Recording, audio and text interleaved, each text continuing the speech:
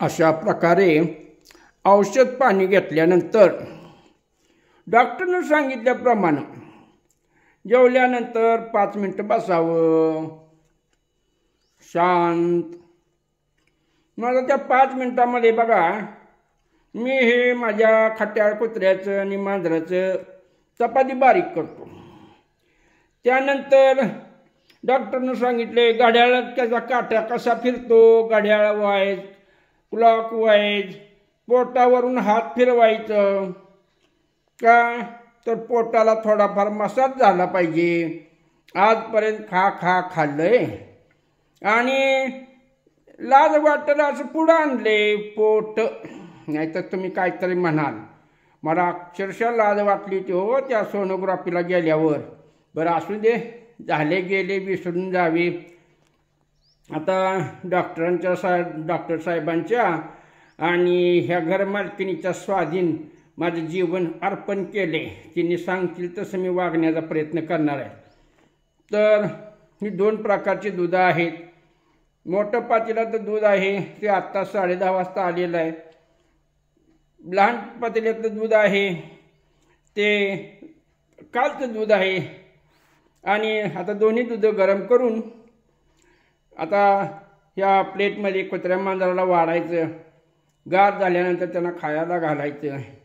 कितीतरी कामं मला आहेत. एवढी कामं करून बी या घरची मालकीण म्हणते काय करताय, झोपा काढताय. हां आता बघा ही सगळं आवरायचं. आता तुमच्या समोर सांगतो. हे बघा पाण्याची मोटर सुरू केली. वरच्या टाक्या भरायच्या, हौद भरायची. हां ह्या इथं बघायचं. इथं जर प्रेशर मारलं तर वळकायचं वर पाणी जातंय. हां ठीक आहे. या बाटल्या हे आकवा हे मोकळं झाले की भरायचं करायचं. किरकोळ घरातल्या बाईला किती कामं असतात. म्हणून मी कामाचा पाडा वाचून दाखवते. गैरसमज करून घेऊ नये आणि यातून सगळ्यांनी बोध घ्यावा. पुरुष मंडळींनी आपल्या महिला वर्गाला चांगल्या प्रकारचा हातभार लावावा. केल्याने होत आहे रे, आधी केलेच आहे. सहचारिणी आहे, अर्धांगिनी आहे. अर्धांगिनीसाठी तुम्ही जरूर तेवढा प्रयत्न करा. आजपर्यंत मी करत आलेलो आहे आणि आता तिची थोडी सर्व्हिस राहिलेली आहे. बाई तू पुढं बघून सर्व्हिस कर, मी घर सांभाळतो, सगळं पडेल ती करतो. ती देखील बिचारी माझ्या पोटाची काळजी घेते. आता सकाळचा स्वयंपाक टायमात करून गेली.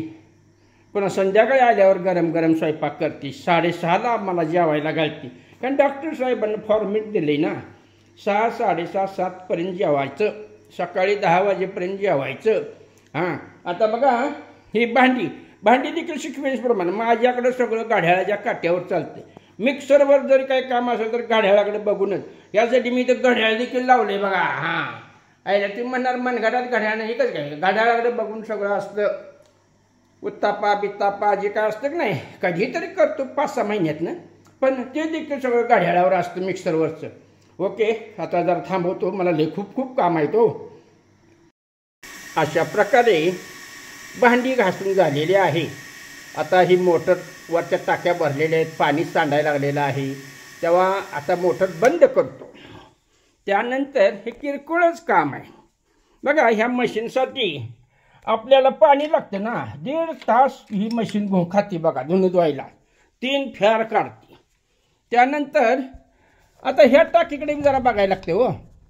बघा आता वरच्या टाक्या भरल्या की ह्या इथं हे कॉक ठेवलेलं आहे. त्या टाकीत पाणी पडायसाठी. अशा प्रकारे इकडं देखील लक्ष द्यायचं. सगळीकडे बारकाईने लक्ष द्यावं लागतं. आता इकडं ही टाकी भरत्या. आता तिकडे लय पाणी वाया जाऊ नये, झाडांना वगैरे पाणी उपयोगाला पडावं म्हणून का नाही हे म्हातारं तुरु पळत जाते. बघा अशा पद्धतीनं ह्या इथून दिसतं. मला काय वरच गेलं पाहिजे असं काही नाही. बघा बरं खिडकीतनं दिसतंय का तुम्हाला पाणी. हां सिग्नल आला की हे पाणी भरायचं. अशा प्रकारे ह्या पाणी बघा बरं शक्यतो जास्त पाणी हे करायचं नाही, टॉयलेटमध्ये बादली भरायची. ओके. पाण्याचा अपव्यय होऊ नये, जमिनीवर सांडून जाऊ नये यासाठी कुठेतरी फुलझाडांना वगैरे पाणी उपयोगाला यावं, त्यासाठी हा पाण्या भरून बादल्या भरून ठेवत आहे. ओके. थँक्यू.